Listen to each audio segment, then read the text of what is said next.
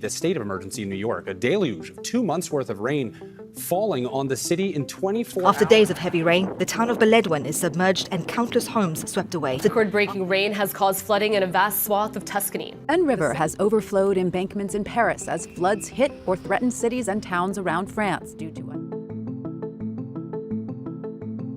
In today's rapidly changing world, water is undeniably both a resource and a threat.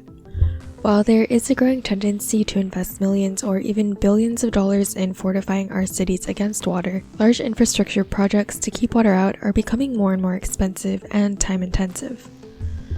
Alongside these endeavors, we should concurrently explore the concept of coexisting with water rather than fighting against it. What do we do with the water we just can't keep out? Well, there are various studies around the world that we can take some cues from. The water cycle is taught as being a simple circular cycle, but in reality this process has been drastically altered in developed cities and even suburbs. Impermeable surfaces such as asphalt roads and buildings have led to rapid water accumulation, bypassing plants and natural filtration processes. As a result, we often witness urban flooding when sewage systems become overwhelmed, and no one wants their street covered in sewage backwash. The concrete above ground does not absorb the water. The water comes through the vents, down the stairs and those waterfalls.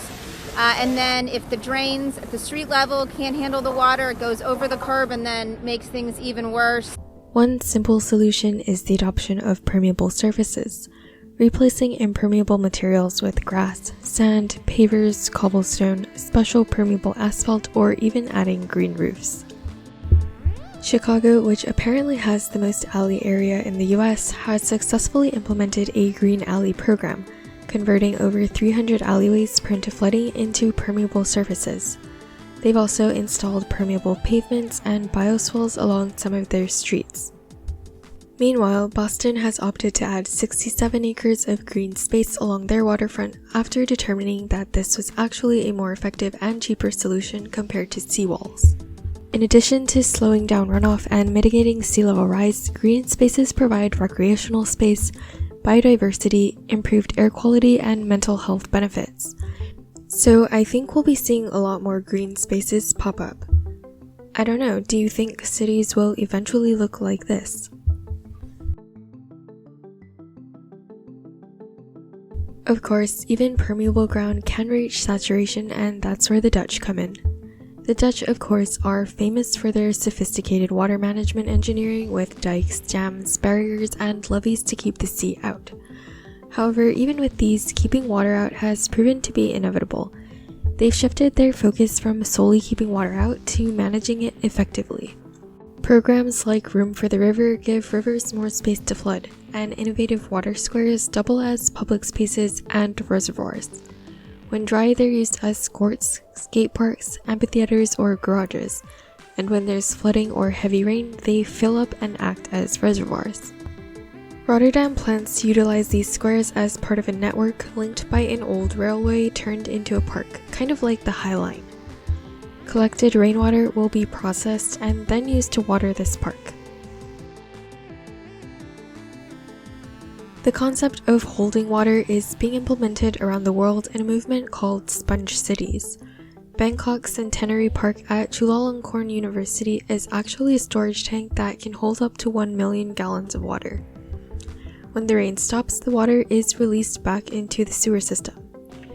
And in Tokyo, there is the world's largest underground floodwater reservoir. The GCANS project includes 5 huge silos, a 6.5-kilometer connecting tunnel, a storage tank, and 78 pumps to protect Tokyo from flooding and typhoons. Now, what do we do about homes vulnerable to floods or water rise?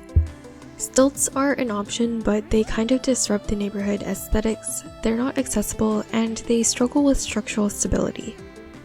They are also static structures, so how high is high enough? Amphibious structures offer a more dynamic approach, allowing buildings to rise with the water during floods. This concept preserves community cohesion and adheres to zoning height restrictions. There are several amphibious house designs out there, but this amphibious retrofit is actually cheaper than elevating your entire house. There are also examples of amphibious homes in the Netherlands and London, showcasing the potential for this adaptable type of architecture. We'll also probably start to see more of these floating infrastructure entirely on water. It's actually not as complicated as you think. It's just Archimedes' principle, no electricity needed to float. There are already floating bridges, floating homes, and floating markets, and so we'll start to look more at floating infrastructure, especially as we start to run out of usable land. I mean, this is often called a floating city, but there are actually projects in the work to build real floating cities. In Busan, South Korea, the Oceanics project by Big is pioneering a modular floating city. Similarly, this Maldives floating city is an innovative housing project being developed. Of course, while floating cities are possible, they are still kind of considered moonshot novelty projects, so I'm curious to hear your thoughts. Would you live in a floating city? The cities of the future don't need to be high-tech marvels, but they should be founded on solid engineering principles that harness the potential of water as an asset rather than a liability. Maybe half the problem is that the climate is changing, but the other half of the problem is that we're not adapting. We're not building for resilience. We assess projects based on short-term ROI, and we try to fix problems after they occur rather than spending money to prevent them.